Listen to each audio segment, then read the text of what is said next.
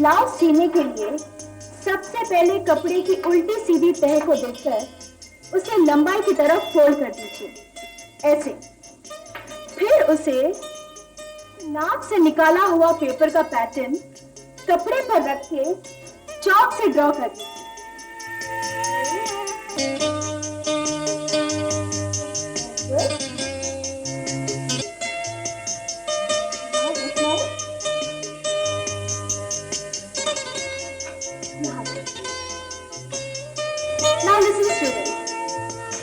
इसका जो प्रैक्टिकल है वो मैं कल आप लोगों को स्विंग मशीन पर सिखाऊंगी, ओके?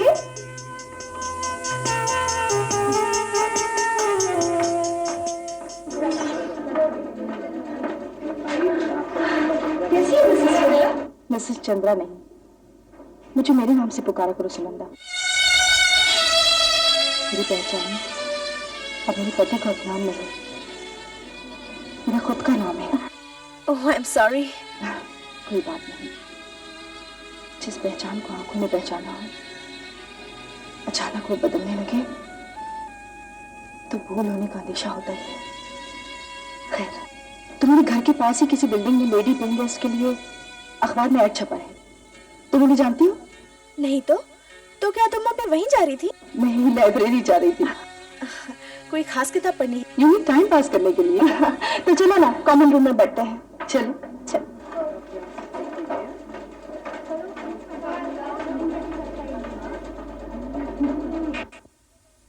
सुनंदा, ये रही उस पेइंग गेस्ट की ऐड की कटिंग, जरा देखो, शायद तुम उन लोगों को जानती। अरे, ये बिल्डिंग तो ठीक हमारे सामने ही है। इन लोगों के साथ तो हमारे फैमिली रिलेशन है। अच्छा, तब तो तुम्हारी सिफारिश से मुझे ये अकोमोडेशन मिल सकती है। क्यों? तुम तो रह रही हो वुमेन्स हॉस्टल में। वो अरेंजमेंट तो टेम्परेरी है, इसी हफ्ते छोड़ना होगा, और मुझे इस शहर में तब तक रहना है जब तक मेरे केस का फैसला नहीं हो जाता। फिर उसके बाद मैं ये शहर छोड़कर चली जाऊंगी। कहाँ? कहीं भी। इस शहर की हर चीज मेरे दिल और दिमाग को डसने लगी है। मेरे बीते हुए कल की यादों में मेरे आज का दम घुटता है। मेरी पिछली जिंदगी दिन रात मेरे पीछे करती रहती है। मैं इन सबसे कहीं दूर भाग जाना चाहती हूँ, बहुत दूर।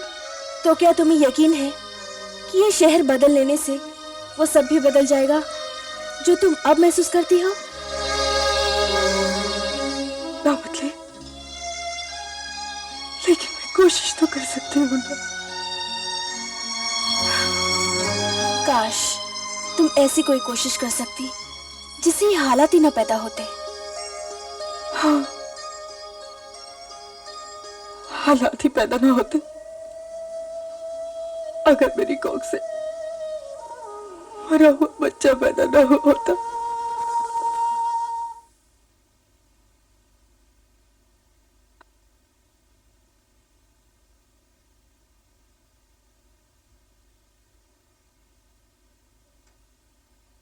अरे अरे बहू, ये क्या कर रही है? काम वाली आज नहीं आएगी ना माजे, इसीलिए मैंने सोचा। अरे अरे, तू ही तो सारा काम करेगी। तुझे पता है, जब मेरा दिनेश होने वाला था तब मेरी सास मुझे एक तिनका भी यहाँ से वहां नहीं करने देती थी। अरे सारा दिन पलंग पर पड़ी महारानियों की तरह आराम करती थी मैं। लेकिन माँ जी। चुप, जा तू आराम कर, मैं तेरे लिए नाश्ता बना कर लाती हूँ। माँ जी, सेवा करने का फर्ज तो मेरा है। अरे तेरी यही सेवा मेरे लिए बहुत बड़ी है, जो तू मुझे माँ से दादी माँ बनाने जा रही है। जानती है, आज मैं भगवान से पूजा में अपने लिए पोता मांगने जा रही हूँ। हाँ बहू, बेटों से ही तो वंश चलता है, पुरखों का नाम बेटों से ही तो जिंदा रहता है। देखना, जिस दिन मेरा पोता होगा उस दिन सारे शहर में मिठाई बांटूंगी मैं। अरे माँ, पूरे शहर में मिठाई बाद में बांटना, पहले मेरे लिए गर्मा गर्म चाय लाना। तो उठ गया बेटा, देख तू ही जरा बहू को समझा। क्यों, क्या हुआ? अरे देखना, चलिए सारे घर का काम करने। ये भी भला इसके काम करने के दिन है। मैं तो कहती हूँ इसे लड़कियों को पढ़ाने भी नहीं जाना चाहिए। ये आप क्या कह रही है माँ जी? माँ जी ठीक कह रही है उमा। कंस्ट्रक्शन का इतना बड़ा बिजनेस है मेरा, तुम्हें इंस्टीट्यूट जाने की क्या जरूरत है? आप तो जानते हैं मैंने इंस्टीट्यूट पैसों के लिए नहीं बल्कि समय का सदुपयोग करने के लिए ज्वाइन किया है। लेकिन उमा, ऐसी हालत में तुम्हारा ज्यादा एक्सर्शन करना ठीक नहीं है। दिनेश ठीक कह रहा है, तुम दोनों बैठो, मैं तुम्हारे लिए नाश्ता भिजवाती हूँ। ठीक है माँ। उमा, माँ ठीक कहती है, ये तुम्हारे आराम करने के दिन है। घर में नया मेहमान आने वाला है।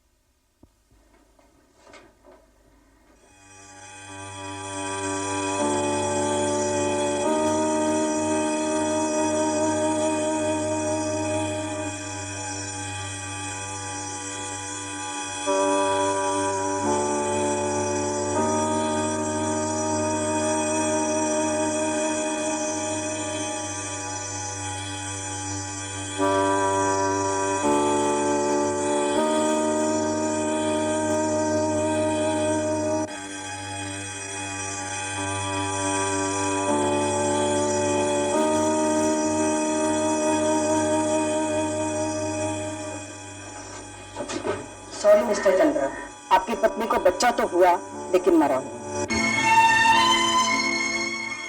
7वें महीने में अक्सर बच्चों के साथ ये प्रॉब्लम हो जाती है।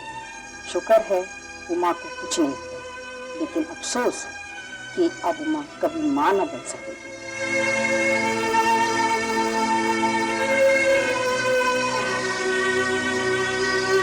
सुना था ना तुमने उस दिन डॉक्टर ने जो कहा था, बहू अब कभी मां नहीं बन सकती।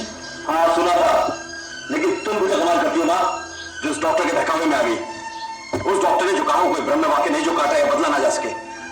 शहर में और भी अच्छे से अच्छे डॉक्टर हैं, मैं उमा को उन्हें दिखाऊंगा, उसका अच्छे से अच्छा इलाज करूंगा। जो भी कर, मगर वंश चलाने के लिए मुझे बच्चा चाहिए, वरना मैं तेरी दूसरी शादी कर दूंगी। औलाद के बिना खानदान नहीं चलते बल्कि बर्बाद हो जाते हैं। हर हालत में मुझे औलाद चाहिए, औलाद।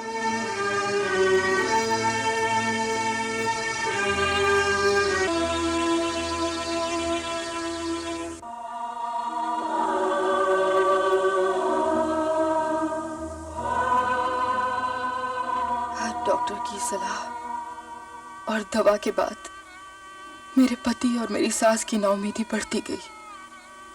मेरे हंसते बसते घर संसार की चारदीवारी में दरार पड़ती गई और मैं किसी एहसास के बोझ से अंदर ही अंदर टूटने लगी। लेकिन माँ, अरे बेटा, मैं तो चाहती हूँ जल्द से जल्द कोर्ट का फैसला हो जाए, तुम्हें तलाक मिले और सारे मामले की छुट्टी। लो ये कलम लो और अर्जी पर जल्द से जल्द साइन करो। अरे करो, कहती हूँ ना। फिर वो दिन आया, माँ के फरमाए मेरे पढ़े लिखे लेकिन दिल दिमाग से अनपढ़ पति ने मुझसे तलाक लेने के लिए कोर्ट में अर्जी दे दी, ताकि वो दूसरी शादी करके किसी संतान को जन्म देकर अपनी माँ की इच्छा पूरी कर सके। और खुद जाकर जज साहब से कहा, हाँ जज साहब, मैं मां नहीं बन सकती। मैं एक ऐसा बाग हूं जिसमें कभी भी कोई भी फूल नहीं खिल सकता। 5 औरत की तख्ती लटकी है मेरे गले में। मैं अपने पति का वश नहीं चला सकती। आप इन्हें मुझसे छुटकारा दिला दीजिए, मुझसे छुटकारा दिला दीजिए।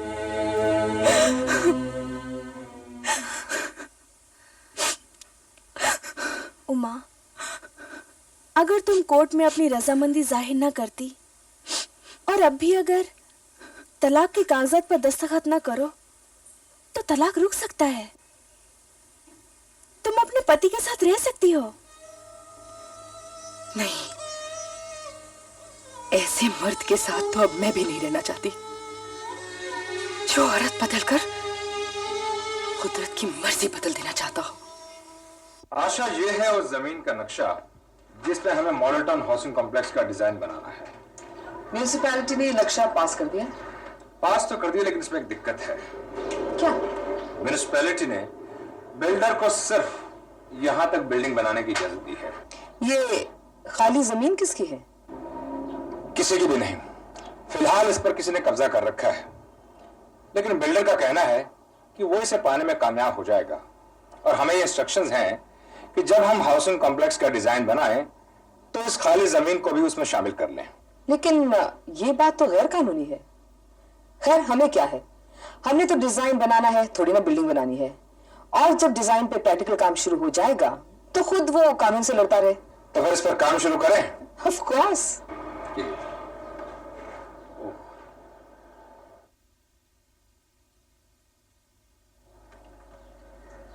जी साहब।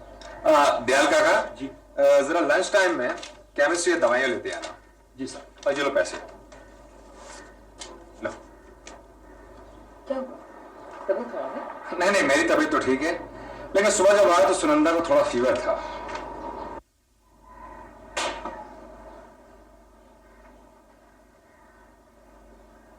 उमा के साथ बहुत बुरा हो रहा है। अरे बेचारी का नसीब ही ऐसा है, किसी का क्या कसूर इसमें। अरे मुझे तो ऐसा लगता है सारा कसूर उसके हस्बैंड का ही है। ठीक कहती हो तुम। अगर उमा उसे औलाद दोबारा नहीं दे सकती तो क्या जरूरी है कि दूसरी बीवी से उसे बच्चा होगा? उमा अगर मुझे पहले बताती तो मैं ऐसी नौबत ही ना आने देती। क्यों, तुम क्या कर लेती है? मैं उसे स्वामी ज्ञानानंद जी से मिलवाती। वो उसे ऐसा टोना टोटका देते कि उसके तंदुरुस्त बच्चा पैदा होता। हाँ, ऐसे बच्चे पैदा होने लग जाएं तो लोग भगवान को याद नहीं करेंगे। क्यों? हाँ। अरे तुम नहीं जानती, तुम चुप रहो। क्यों, ऐसी कौन सी खास बात है स्वामी जी में? स्वामी जी में अलौकिक शक्ति है। स्वामी जी भगवान ना सही, भगवान का रूप जरूर है। कितना की मनोकामना पूरी की है स्वामी जी ने। स्वामी ज्ञानानंद महाराज की, स्वामी ज्ञानानंद महाराज की, धर्म अवतार की, स्वामी ज्ञानानंद महाराज की। माताओं, बहनों और भाइयों, आप लोग अपना अपना स्थान ग्रहण करें।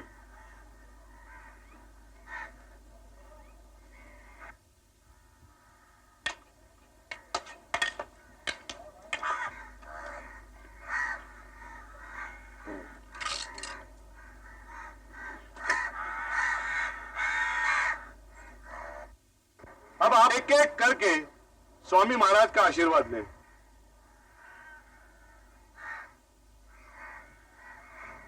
बहन जी,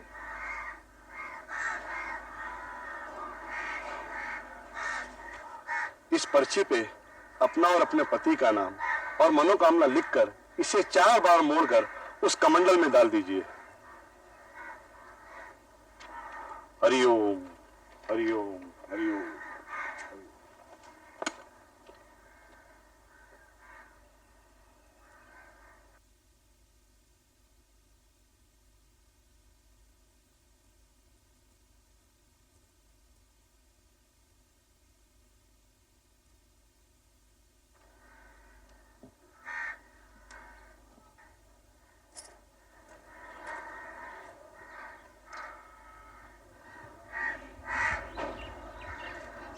महाराज, नाम सुनंदिनी चौधरी, पति का नाम अमर चौधरी।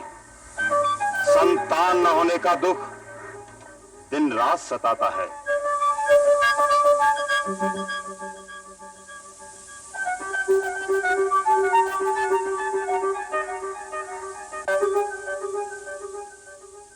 तू चिंता न कर बेटी, तेरे भाग्य में संतान है, परंतु कुछ समय के पश्चात उसके लिए तुम्हें उपाय करना होगा।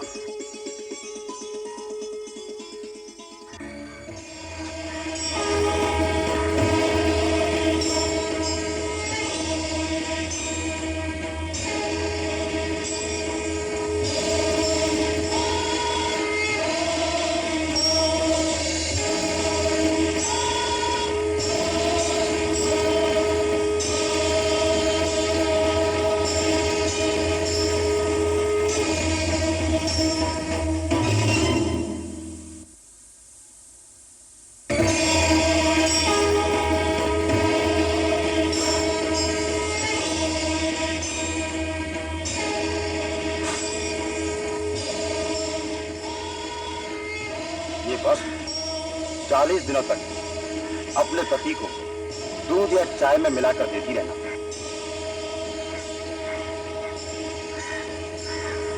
ये मंत्र सिद्ध चंदन की लकड़ी 40 दिनों तक उनके तकिए के नीचे रहने देना। परंतु ध्यान रहे, इसका ज्ञान तुम्हारे पति को न हो। अगर पता चला तो इनका प्रभाव जाता रहेगा। हाँ, अगर इसका प्रभाव न हुआ तो 40 दिन के बाद फिर आना, तब तुम्हें हम एक और उपाय बताएंगे।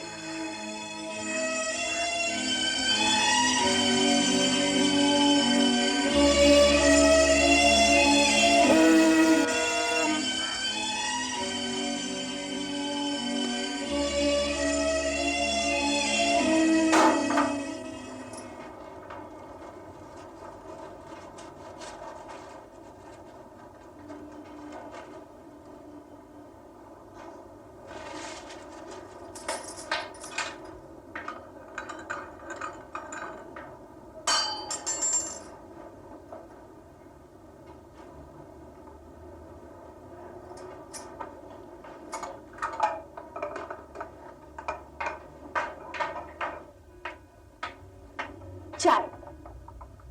अरे इंस्टीट्यूट से आने के बाद थोड़ा आराम तो कर लेती। हाँ, सोचा तुम बहुत थके होगे, इसलिए। आजकल ऑफिस में थकान होती ही कहाँ है, सारा काम तो आशा कर लेती है। और सच पूछो, आशा के साथ काम करने में मजा आता है, और लड़की है भी। बस बस बस बस, आशा की तारीफ बंद करो और ये चाय पी लो। Okay madam.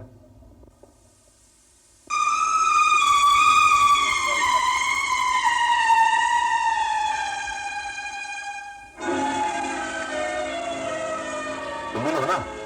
हाँ हाँ। क्या बात, कुछ परेशान लग रही हो? मुझे मालूम है सुबह हमारी मैडम को हल्का सा बुखार था, इसीलिए मैं केमिस्ट से मैडम के लिए दवाई लेकर आया हूँ। लो। अरे नहीं नहीं, डॉक्टर से दवाई लेकर आई हूँ मैं, बेडरूम में पड़ी है, अभी लेके आती हूँ। ओके।